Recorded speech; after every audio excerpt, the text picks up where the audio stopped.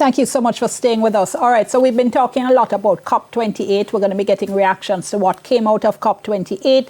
COP means Conference of the Parties, and it's really just all the countries that signed on to the big climate change international treaty. Now, the minister responsible for climate change for Jamaica, Senator Matthew Samuda, has been in Dubai at the conference, and this is what he said in his presentation. We implore the global community to bolster international cooperation, facilitating the transfer of green technologies to developing nations, and call for the phase-out of fossil fuel as a priority. Keeping in mind that 2023 is currently on track to be the hottest year on record, underscores the urgent need for increased adaptation action. Moreover, Kingston, Jamaica may just have lived up to the climate departure predictions of 2015, which significantly and signify the importance of greening our cities as adaptation strategy.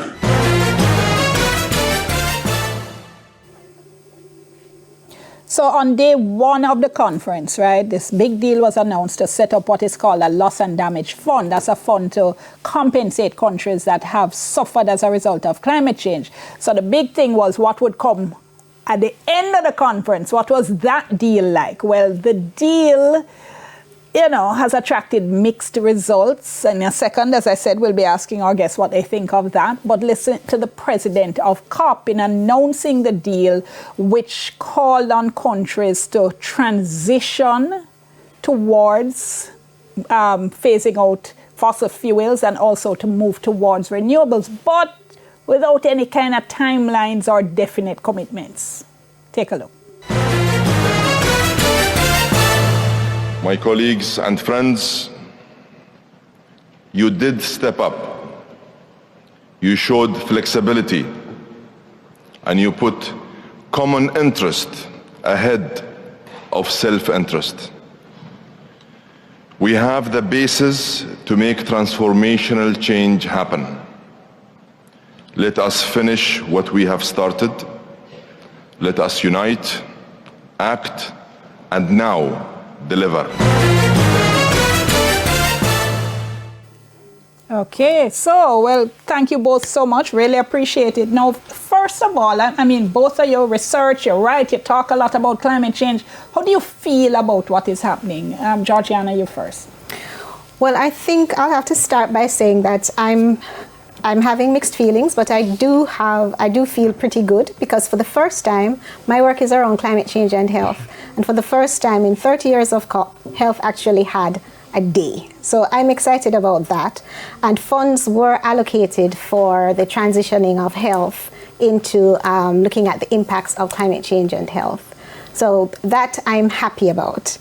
That was a win. So for me, that was definitely a win coming out of Dubai. Another win for me, although I know that this will be a bit controversial, is the fact that we actually have fossil fuels in the declaration at the end of COP28. And it's surprising that fossil fuels, while we had phasing out of greenhouse gas emissions and reduction in global warming, we never had fossil fuels written into the declaration.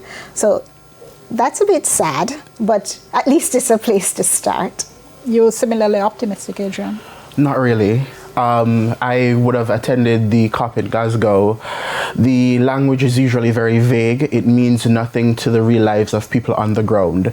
And I'm saying this from the standpoint of coming from a community called CV Gardens, which was built for low-income persons. I'm also a beekeeper. My mother sells downtown. So some of the health implications have very major impacts on my family personally. Having been born in the year of Gilbert, I also almost lost my life in a hurricane. So for me, all of this, you feel it all personally. Personally. So a little language on paper with vague terms doesn't mean a whole lot to me at this point. I need to see real action. Eleanor in your film mentioned real action. I agree with her. I'm also a beekeeper. I would have lost a lot of my bees because of climate change. The trees that we're planting not producing enough nectar, not enough biodiversity around. We're talking about planting 3 million trees. What is 3 million trees? Is that only the thing that makes up a forest? What about the pollinators in our forest? They're also a part of a forest. So we are spending a lot of money to fly around the globe, increasing climate change as we do so, without remembering the real people on the ground. And is the loss and damage fund going to be like the Green Climate Fund, where we promise billions of dollars to it and then never fund it?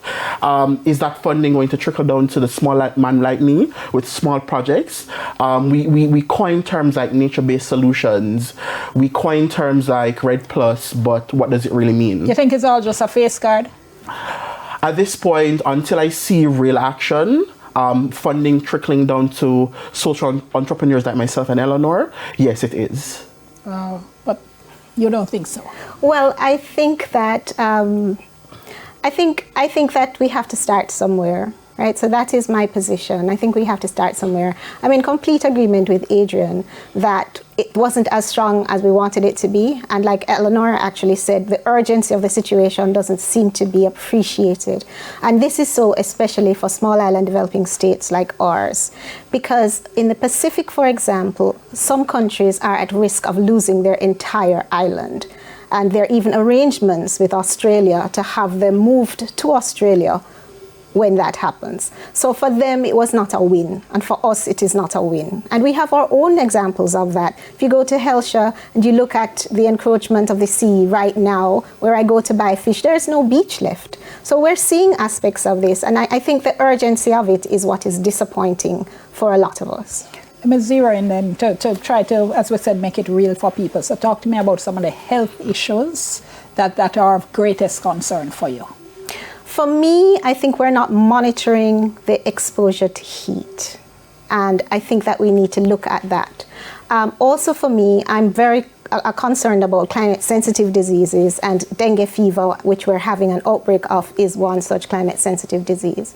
With dengue fever, we've had data, we have had models that show us when we might expect an outbreak. And I think we're not using our statistical models and our science to help us to predict when this will happen and to be preventive about it. So I'm all for early warning and response systems, not just for the meteorological aspect of it, like where they will tell us that a hurricane is coming so we can prepare for it, but from a disease perspective. Okay, I see Adrian wanted to come in, but let me just follow up on what you said. You said you're concerned we're not monitoring exposure to heat. Tell me what you mean. Well, when I try to get data on patients presenting for heat stress or heat exposure, the numbers are very small. Now, that might be that it actually is very small because we're acclimatized, but I think we have to be a bit more intentional and a bit more deliberate about collecting this information. Okay, so you're saying we need to actually know how many people are being affected by heat, and you're concerned we're not collecting the data. We're not collecting that as yet. That's not part of our monitoring system. And if we don't know what's happening, we can't address it. Okay. Or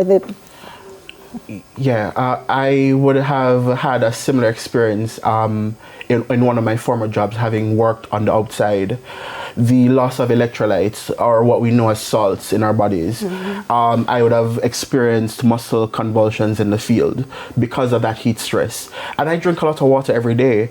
So I can only bring back to the side effects of working out in the heat, and I'm now concerned about, for example, my mother, who actually sells drinks downtown. What is she going through? What are the other vendors downtown going through? What are the security guards going through? And a couple of my friends who actually do work outside would have mentioned migraines, the effects on their sight. So it's a very real thing. It's affecting real people in real ways every day on the ground. And you think it's kind of going under the radar? We're kind of white hotty.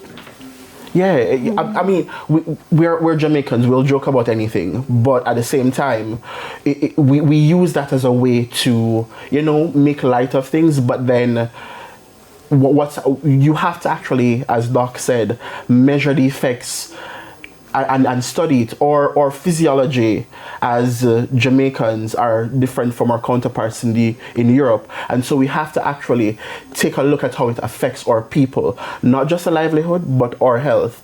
I also suffer from headaches. When I'm out in the sun, I have to make sure that I cover my eyes because, like I said, and that's how I make my bread, my eyesight, my hands. If those go, I have no livelihood. If my health goes, there's no livelihood for me. And is it that you think then we're not adequately then talking and preparing for those aspects of it? No, we're not adequately educating and communicating to our population what this really means. We have to put it in plain language. I first and foremost believe that patois is the Jamaican language, and a lot of persons don't necessarily understand the big language. Of course, for example, I have a master's degree in conservation and land management. When I go out there and I speak the science of the day, no one understands me. But as soon as I chip it in patois, explain climate change to me in patois. Eat a rice. Every day we burn fossil fuel, it traps it in our bubble. Just keep it in our, it's like you're keeping it in a bubble, the radiation coming in from the sun, right? So, of course, that builds up over time. Just look at a bubble. No, man, you're code switch for me, man. You're going straight back to English. It is very hard to communicate, as one of the presenters from your documentary said. But we also have to make an effort, because who is keeping up the economy? The small man downtown selling a bag juice. That keeps money moving, and we as Jamaicans, we don't play with our money. So why are we playing around with climate change? The solutions need to be effective, and every mickle make a muckle. Teach the man on the road how he can make a difference, right? Maybe if he must sell bag juice, maybe sell it in a more sustainable packaging other than plastic. It's just as simple as that. Planting a few trees, yes, but I think we should also transform our skills into more green jobs.